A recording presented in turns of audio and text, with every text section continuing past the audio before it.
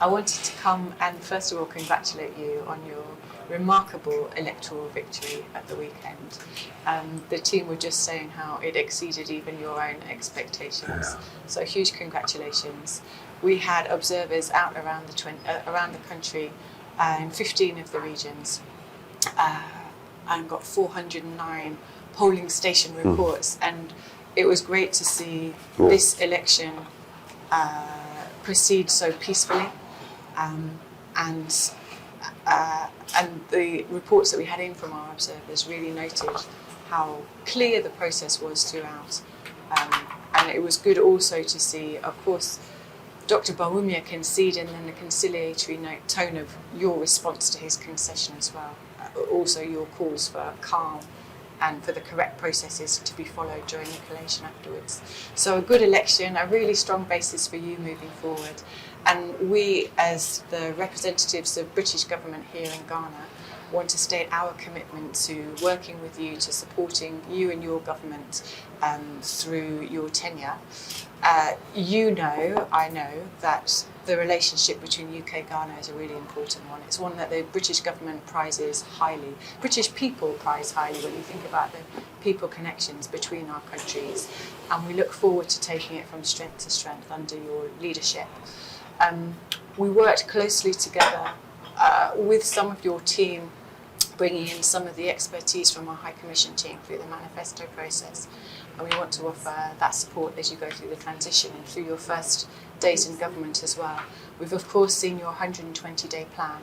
It highlights a number of areas where your interests and our interests coincide, thinking about health, education, but perhaps particularly economic growth, job creation.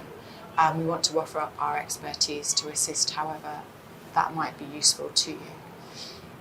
We're interested also in what you have said before the election and since around governance, around getting on top of corruption. These are areas also that matter a huge amount to the UK. They're areas where we're learning across the world how to do better. So again, we're keen to talk with you. We've benefited in the past from senior level dialogues, ministerial level dialogues that happen regularly through the year, covering economics and the commercial relationship, trade and investment, as well as security and defence, where our areas of collaboration are very broad. So we're keen to continue to work with you in those areas particularly and make the most of those senior level dialogues. But mostly for now, we want to say a huge congratulations, and we want to offer our support to you and to your incoming government as you take on this huge responsibility, giving us such a significant majority of the vote over the weekend. Congratulations, Excellency, and to all of your team. Her Excellency, Prof. Jane as well. Thank you. It was assumed, the congratulations were assumed because you've had an open door. We've met several times in the run-up to the election, long before the election, and in the run-up to the election. And so we've always had an open channel of communication. And so, I mean, even if I didn't hear from you, I'd assume your congratulations. I'm glad. I hope you also had the message from the Foreign Secretary and the Minister for Africa. Yes, we did. Yes, thank you. And so, I knew Ghana will get it right, and that we'll be able to sail through this election, despite the anxiety that existed before the election. We've always managed in the last minute to pull the chestnuts out of the fire, and I think we did that again. There were a few casualties though, and I do think that it's something we must look into to make sure that it does not become a mark of our elections that people lose their lives. And so I believe that the current administration will begin some investigation to find out what happened, and we will continue that investigation from wherever they leave off. The transition teams have been set up, and they've started to work. So I hope that the transition will go expeditiously and that it will be a smooth process so that we have a smooth handover from one government to the other. And so we'll see how that goes. In the meantime, we'll be happy to begin some multilateral and bilateral discussions on the economic cooperation between us and our international partners. And UK is particularly a historic partner in terms of our joint history and all. And so we'll be happy to look at what the cooperation is. Of course, our priorities are restoring economic stability. That's absolutely the priority. And the second is restoring economic growth and creating more job opportunities for young people. But we do have some emergencies we need to deal with, and that is the energy sector.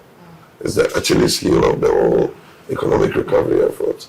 If we do not do something about the energy sector, it could crash everything that we're doing.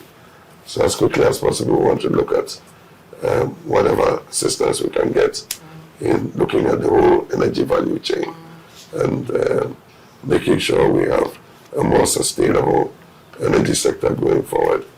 And so whatever our partners can do to be of assistance, both in terms of technical cooperation and also in terms of,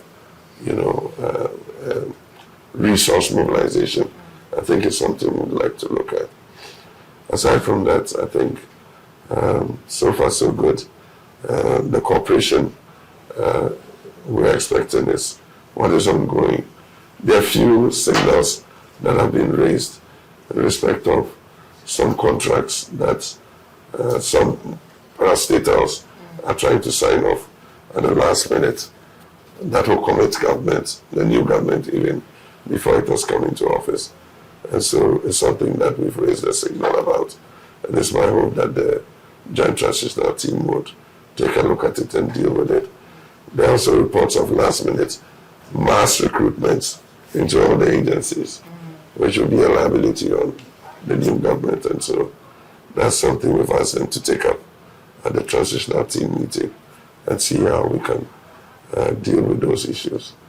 But otherwise, I think we want to thank the UK for all the support and cooperation before, during, and after the election. We're still going to work by consensus because we need everybody on board to be able to move this nation forward. And so even though we have such a huge majority, we're still going to make sure that we carry along the minority and we achieve things by consensus rather than railroading things through. And so I want to thank you once again and your team for this visit.